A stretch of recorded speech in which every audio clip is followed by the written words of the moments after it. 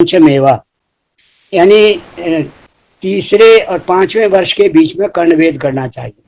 अब अगर हम सुश्रुत को पढ़ें तो सुश्रुत में इस कर्णवेद क्यों करना चाहिए, इसका बहुत सुंदर वर्णन दिया है। इसको समझाने से पहले मैं अपने शरीर की ओर आपका ध्यान खींचता हूं। आपने हर्निया नाम सुना है? हर्निया का शाब्दिक अर्थ तो है any protrusion of any portion of an organ और टिश्यू। प्रोट्रूजन यानी उसका बढ़ना, निकलना। हर्निया 50 किस्म का होता है, लेकिन मैं जो आप जानते हैं, जो मैं जानता हूं या जो आम आदमी जानते हैं हर्निया, वो इंटेस्टाइनल हर्निया की बात करते हैं। इंटेस्टाइनल हर्निया जो है वो 3 किस्म का होता है। एक हाइटस हर्निया होता है, एक अम्बिलिकल हर्निया होता है और एक इंगुइनल हर्निया होता है। इनमें से जो हाइटस हर्निया है वो हमारी जो अंतड़ियां हैं, जो आंतें हैं, जो लगभग 30 फुट के करीब लंबाई में है, वो सारी एक पेरिटोनियल झिल्ली से एक स्थान पर स्थित है। यानी वो अपने उस झिल्ली, एक थैली है, उस थैली के अंदर वो सारी आंतड़ें इकट्ठी होकर के, गुछ-मुछ होकर के रखी हुई हैं। अगर वो थैली कहीं से फट जाए तो ये आंतें वहां से प्रोट्रूड करती हैं, निकलती हैं।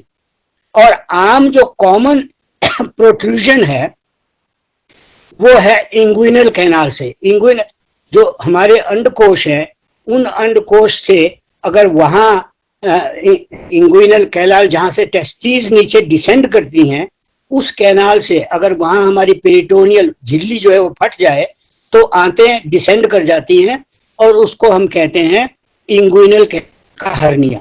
और चूंकि ये 2 कैनाल हैं साइड बाई साइड, तो इसलिए इसको हम बाइलेटरल कहते हैं।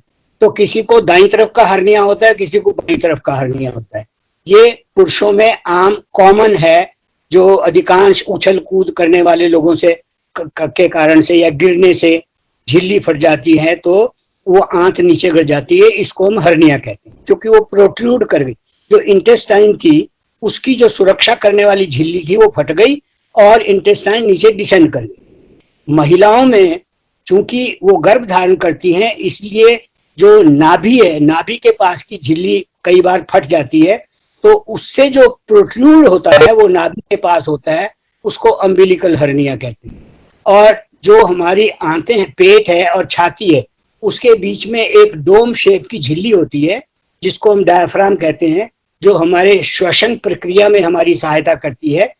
अगर उसकी तरफ की, ऊपर की तरफ की झिल्ली फट जाए तो आंतें ऊपर को चली जाती हैं, उसको हम हाइटस हर्निया कहते हैं, जो बहुत रेयर है।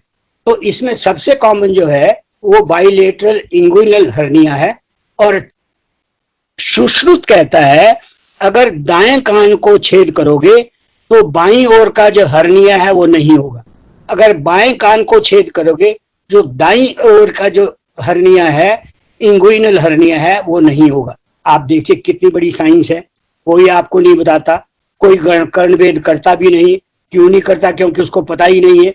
सुश्रुत जो सबसे बड़ा सर्जन था और जिसने 127 प्रकार के शल्य यंत्रों का निर्माण किया, जो आज भी मॉडिफाइड रूप से सारे सर्जन इस्तेमाल करते हैं, वो कहता है हर्निया को रोकने के लिए, दाहिने हर्निया को रोकने के लिए बाएं कान को छिद्र करो और बाएं हर्निया को रोकने के लिए दाएं कान को छिद्र। ये शल्य चिकित्सा का बहुत बड़ा ग्रंथ है। और वो कहता है छेद कहाँ करो?